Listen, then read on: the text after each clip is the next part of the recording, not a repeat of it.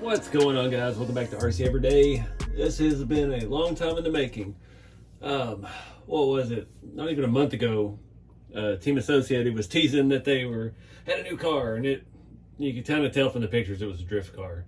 And I went in the comments to say it needs to be an RC10DS, and there was already thousands of people in there saying that. And then a month later, here we are. We've got the dual sport. So this came out, oh Lord, 95-ish, somewhere around that era. I was all in the Tamiya TAO2s. Things were changing. That was about the time I started driving and, noticing girls and all that wonderful stuff. And I saw these, they look cool. And I kind of got out of RC a little bit as you go through your teenage years and partying and all that fun stuff. And then in the early mid 2000s, I was like, man, I got back into it. I didn't really collect, but I just built a couple RC cars again and pretty much parted out everything that I had as a child and built new stuff out of it. And I remember thinking, I remember, what was that dual sport thing? And ever since, I've been wanting one, and they've just been impossible to find. Last time I looked was probably 4 or 5 years ago on eBay. There was just beat up junk chassis for $350, and it's like, I'm not going to pay that for that because one, parts weren't available. These tires and wheels and things like that, impossible to find. So it's going to be something that's impossible to restore. Nowadays I take on projects like that a little bit. I've got an original HPI RS4, and finding parts for that are hard because HPI has been out of business 3 times since then, and things changed over the generations of the chassis, but this is still the same. So what this is basically is an RC10 buggy with short arms, short shocks, and body mounts. Comes with a Lexan body set up to look like a Trans Am race car. So we've got BBS looking wheels, they're staggered, we got a mean road tread tire, and I've wanted one of these for the better part of the last 20 years. And yeah, we got one. So let's cut this thing open. Been sitting here staring at it all day while I was working on some other stuff, and I'm tired of waiting. Show you around the box real quick. Originally, this was a Mercedes, like a C-Class, or it might have even been like an E-Class touring car body. And it was, of course, the D2 like touring car livery. I think this used to actually be Gatorade. I don't remember if they were officially licensed. This actually used to be a licensed Mustang body. Now it's kind of changed a little bit. As far as I know right now, they're only, I guess you could paint it either way. We'll see if there's stickers for both liveries inside. That would be kind of cool, actually. But where was I going with that? I got lost in history again. RC10 chassis, aluminum pan, stealth transmission. They're bronze colored, gold shocks. Like, it's just all the great RC10 stuff. So I had an RC10 T2 truck. It was my second hobby grade RC car. And unfortunately, there's no pieces usable left of that. I cut it and made it a monster truck at some point in the mid 90s. So not my proudest moment, but at least I was trying stuff. So anyways, things around the box. Same thing on that end. The chassis just looks mean. I love the styling of it. It's rear wheel drive. It's just basically a buggy for the road. I'm not going to read through all this nonsense. We'll look at it as we get through. 4-wheel independent suspension, classic deep drawn aircraft alloy, RC10 monocoque chassis, laser etched logos. That's new. And the world champion stealth gearbox. So I was really excited to see this come back around. Said I've been wanting one forever, and I might have bought 2, and I don't know why, because I was just so excited. It's not opening. It must be childproof. What in tarnation, does it slide? I'm not sure what to do with my hands here. Oh, it's one of those. Oh, it's fancy. I see. This is like a Apple phone box. Gotta cut all the things. There we go. All right, let me reposition you. All right, took me a minute to get you the right angle. Oh man. All right, let's take a look at this body. Body feels pretty thin. I don't have a clue. I've never got my hands on the original, so I don't know. Mustang-ish. Now, I love the Trans Am Race Series stuff. That was partly why I was obsessed with these. We got a wing too. All right. Guess I should look at the pictures a little bit better. Now, these are only available in a kit. They are not RTR, and it's been a long time since I've touched an RC10. There's our transmission plate, all brass bushings. I was curious, it doesn't specify anywhere if it had ball bearings or not, and I could not find that information on their website. Apparently I see a couple small ball bearings for the gearbox, but it is brass bushings in there, so that's going to be problematic. Not really, but I would like ball bearings in it. But I guess part of the thing I was thinking is I'm going to build this like I would have when I was 15, when I wanted it. Oh man, it even has brass bushings for the wheels, the inserts. So a funny story, when Jeremy, a buddy from Big Squid RC, first moved to Kentucky 2 years ago now, there was a hobby shop there that was on its way out. We'll say it nicely. They walked in, there was a bunch of cats everywhere. There was a window unit hanging from the ceiling. It smelled awful. And they had all of this wonderful stuff from the 80s and 90s on the wall, which you weren't allowed to look at because people were stealing stuff, and he wouldn't let anybody look at it. But I did happen to see on the shelf was some of these center caps for these wheels. So I have a set of those originally, and he sold it to me for whatever price was on it, whatever price had been on it for 25 years on the shelf. I think it was like $8 or $9. And would have loved to have gone through that inventory before that store shut down, but yeah, it is what it is. So one cool thing, this does have a front sway bar. I did see that in the pictures. Parts bag is, we got loose rod ends. That's cool. I've never seen that before. Not a lot to it. I mean, this is a two-wheel drive rear gearbox type deal, so it's not super complicated. We got servo mounts, battery tray. I was looking at these tires. I just love these. These remind me of the old Proline Road Hogs that you used to get for the buggy and touring stadium truck wheels. They say Team Associated AE on them. We got foams and everything. More rod ends. If I remember, that was one of the problems I had as a kid. I'd only built Tamiya stuff, and Tamiya's instructions are super simple. A caveman could follow them. And I got that RC10 T2, and it's a little more technical, and things were different sized. And I remember my dad getting mad and storming off when I was trying to get him to help me build it. That one took a little bit longer, but I did have a lot of fond memories with that truck. I'm not sure. We got some steering knuckles, control arms. Looks like our shock towers maybe are in there. A little tool bag, and then the prized possession here. We even have an anniversary edition holographic sticker in there, like a snapback cap. Doesn't feel the same as it did when I was a kid. I don't know. That's weird. Feels more flexible. I mean, it's just me. Maybe my hands are bigger now. I don't know. So anyway, let's take a look at our sticker set in here real quick. We've got the OG bright fluorescent colors.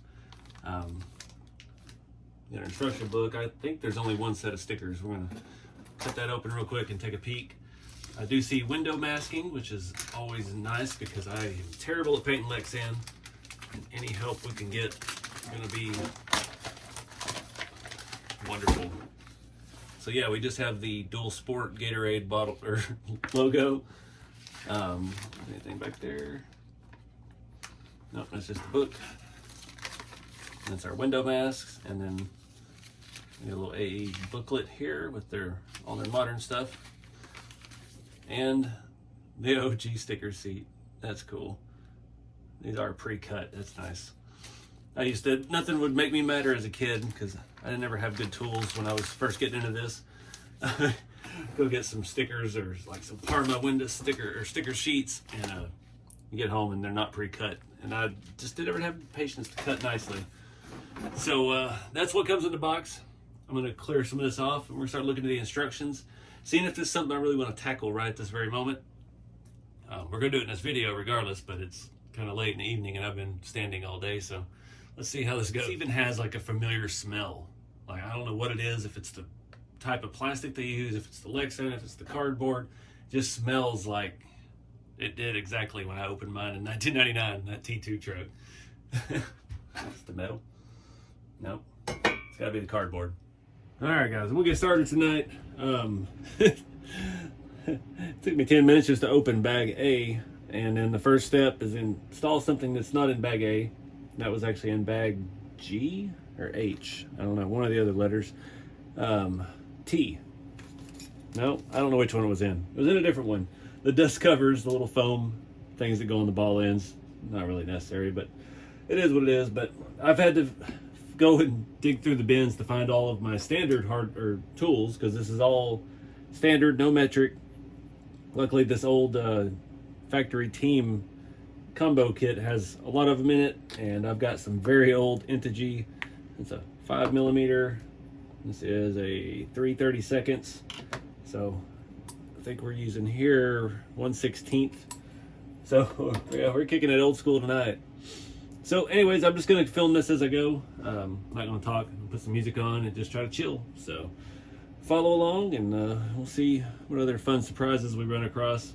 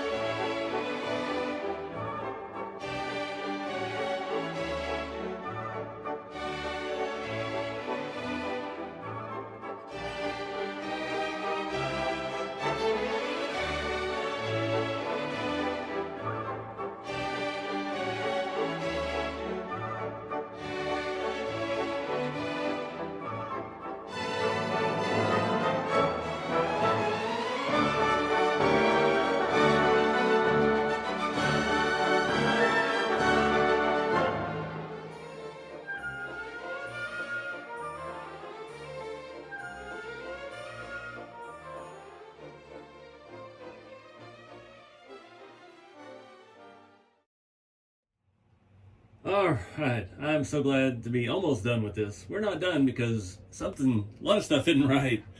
Oh, I don't even know where to start. I remember putting together my RC10 T2 with my dad. I was probably 14 or 15, and I remember him rage quitting, and I understand why now. These kits are I mean, my very first kit was a Tamiya kit, so those instructions are super clear, super easy to understand. Lots of good stuff about those. This is not so clear. There's a lot of discrepancies. I don't know if it's, I don't know. I've checked everything and rechecked. We'll start going through the list, but the way they lay it out, it's not conducive to accuracy. So the rear, I've checked the upper links 15 times. I've made sure I've got everything in the right hole. Our upper mounts, it shows it clearly in that hole there, not in any of these other ones out there. So don't know what's up with that. We'll be trying to adjust that here in a little bit. It's just not fun at all. Like, I used to do Tamiya kits just to like get a break from all the custom design stuff, and this was just stressful. Still a lot of little things that just don't look like the picture, like the sway bars, the angles and stuff, but if I move them in, it's going to hit the shocks. And the box, they look like they're straight up and down. The fronts could probably come back a little bit. But again, things like that doesn't tell you in the instructions. It doesn't tell you how far back on the sway bar to put the end. I guess it's just up to you to tune it how you like it. But the shocks, I was dreading the shocks. I've had terrible luck with gold shocks and team associated shocks over the last 25 years. They were actually the least stressful part of this kit. The only thing I realized, I probably would have been just fine if I'd have just bought a set of these tires and played with them instead of building the whole kit. What else? So starting from the very beginning, it's your chasing parts. Tells you about the E-clips for the front end, and then you get to almost done with the front end and you're short. So I went from bag A to bag H because that's the first one I found that had some in it. And I stole some from there, and then I finished up bag H later in the instructions, and I was short a couple there, so I had to go rob them from another. And then we got to the end, and I have like 5 extra E-clips and 2 extra screws and some plastic things that it never told me to use. I swear. A lot of questions about I did have to adjust the steering links. Those did not work at all in the length that it told me to build. I think I had to make them longer. This was a few days ago. I had to take a breather on it. It didn't tell me exactly where to put this steering link, so I didn't want to make it where if it was all the way out there, it would hit the corner, so I went on that link. Seems like it'll work out just fine. That camber is just irritating me, though, because I've been questioning it. As soon as I put the hubs in, like it's the dog bone's hitting the drive shaft in there, and I thought, well, maybe it'll squat and it'll straighten up. Nope, something's not right. I don't think we can move to any of these holes and it's going to be positive camber. So I think we're just going to try to lengthen the rod. But the biggest issue of all, notice I don't have the slipper clutch on. I got it all on there, put everything in the exact order. I'm looking at the page right here. And yeah, the last bearing, I even took the transmission apart, make sure I didn't put a wrong bearing in there. The transmission is perfect inside and very well greased. This will not fit over that, so therefore I could not get this on all the way, and I could just crank it down, but then the slipper clutch was just coming apart by a 1/4 inch. I don't have anything standard, and that's another thing that's just been driving me bonkers with this kit, is the hardware. It's all standard. There's no metric. Well, you think there's no metric. There's some metric. It's just switching around, like things that were very hard to install, like the transmission. They're kind of important. You're going into plastic. Those are the tiny little, what size was that? Oh, is it 0.05 or was it, I don't even know. Everything's gone. It's this one. I believe that was 1.5 millimeter. Just tiny stuff on a regular like M3 size flathead screw. Just stupid choices like that. From an engineering standpoint, it makes no sense to have that weak of a bit, that small of a head. I don't see the point in that. And then you've got stuff that's massive. That was this massive 3/32. for like the chassis things where like, well, some of them, your suspension links, your front end tying the front plate together, but then like your servo mount stuff were tiny, which servo's not structural. Transmission's pretty important. And those are one-time use now because all the bits too, all the standard bits like stick in the head. The order it tells you to do thing, putting the bottom of the shocks on here, then you're stuck with your bit jammed up against the chassis and you can't get it off. I've fought with that for a good while. Sure looks cool. As they fix that camber, it might actually perform pretty good. I still don't know. I'll go back to that page. I'm just dumbfounded the shocks were the easiest thing. I mean, it clearly says here, rear camber turnbuckle, use the 0.75 inch one and leave a 1/4 inch exposed, or 6.5 millimeter. And I have checked and rechecked those upper links, and we are right about 6.5. I mean, just on it. The only other thing I could think was the upper link mount is in the wrong hole. So this is what it shows you to do. Real clear there. But the only way that I could tell was later in a picture, you can see the back of the screw sticking out right there. So that's how I knew where that goes. It doesn't show it in any of these holes. It shows it up there. So lots of questions. What else was there other than chasing the E-clips and that bearing not fitting? I went through all my bearings. I have nothing. It's made to sit down inside of this, nice and flush, and once you get all that lined up on there, get that locked on, it just does not go in far enough, and it just wobbles on that shaft. It just will not go in there all the way. I'm afraid to press it or try to shave the shaft down. I don't know how far off it really is. Honestly, it kind of looks like the bearing isn't even fully round, like it's off to one side, the hole. It's hard to see. I don't have this isn't precise enough to show us that. We got 1.5 mil on that side. You can't tell with that. It only shows millimeters. So I don't know if there's just something defective with that bearing or it's just the wrong size altogether. It feels like it is at least a 1/16 off completely. We could try to drill it out, but I don't know. I've sat here for a good bit here trying to widen this out a little bit with a file. It's just not the right size. It will not go over that shaft, so good job. What else? I want to check too. I pulled the rear arm off. If we go to any of these holes out here, yeah, way too much positive camber. The dog bone has got way too much slop, so it's got to be where it is. But I don't know. It did come with different rear suspension blocks here, and it didn't tell you which ones to pick. I based it off the picture, and one of the pictures you could kind of see 1.5 in there, and one of them, or they say that on one side or the other. It did give it a little bit of caster, so or toe in. That's what they wanted you to have. So that all looks fine. I don't know where else I could be wrong at, other than our perfectly to instruction rod length. So I'm going to try to expand this a little bit and see how much it's actually going to take, if this is even long enough to do so. We need, looks like, about another 1/4 inch out of it. So I'll get you a measurement on that. I've got it out to 10.5 millimeters gap, and it's looking pretty good. It makes a lot more sense. I just wanted to show you, I'm not making this up. Rear camber turnbuckle, 6.5 millimeters, 1/4 inch. So I don't know. Y'all let me know if I did something wrong along the way. I guess I'm gonna do the other one real quick while I have that off, so I can make sure they're identical side to side. And yeah, we'll see how it looks after that. That looks better. 10.5 millimeters. Our diffs, or our joints here, are not rubbing the A-arm. We've got plenty of clearance on that. Little bit of positive camber, or negative camber, I'm sorry. And yeah, nice little squat to it. So looks like it'll be good. These front tires are way softer than the rears.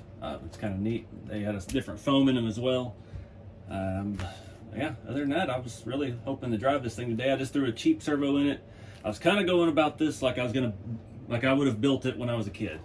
But I don't even have, the only thing I have like just stock motors and stuff laying around are like crawler motors. And I'm not going to throw a 45 turn RC 4-wheel drive motor on here. It'd be a waste of effort. Plus, we still got to find a bearing. That really hacks me. They always say don't meet your heroes. I've wanted one of these for the last 20 years and I get it, and it's not been a pleasant experience. I'm sure if you built, I mean, I built one RC10 truck, and that was in 1996 or something, 97, somewhere around that era. So it's been a minute. I'm not familiar with the platform anymore at all. And yeah, I've built a lot more Tamiya stuff. So this was a culture shock. Finding all these, I mean, I've had this since 1996 or 7. All of these, this Intigy set that I actually had some standard stuff with. That was just, it is frustrating. You know how it is, and something's not going right, and then it's like, oh no, use this size. Here, put this nut on. Oh wait, that one's different than the other one you just did.